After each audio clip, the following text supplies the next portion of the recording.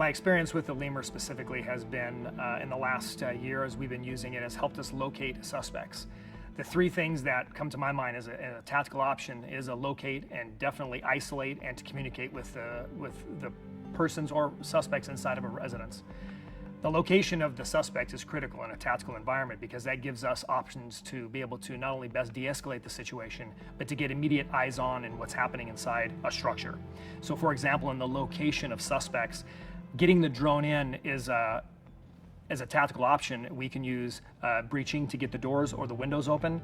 Once the Lemur is able to make it in, the Lemur has a capability of also breaking glass and getting into the actual structure. Location for us is critical on missions because that way we can use other tactical options once we get that eyes on, immediate eyes on to see what the suspect's doing, so we don't have to dedicate operators to go inside and put themselves in a dangerous situation or a situation that may increase a potential conflict if we can get immediate eyes on, which leads to the second, which is isolating. If we get to a structure, whether it be a small structure or a large structure, the Lemur is very, very good at being able to fly through the residence and clear up, down, and around objects, whereas some handheld throw robots can get very tangled up in items on the floor or have a limited opportunity to see things above a bedline or above where suspects may be. In my experience, I've had many barricades where suspects have been laying on a bed with sheets over them.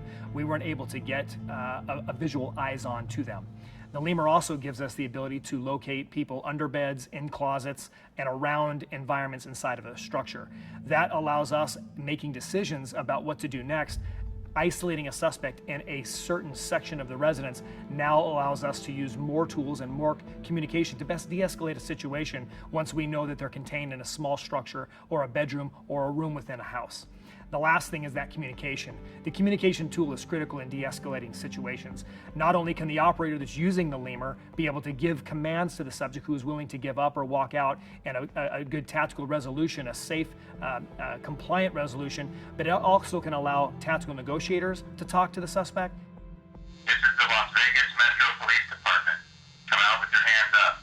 That can help talk down or to de-escalate a situation to get them to come safely out of the residence.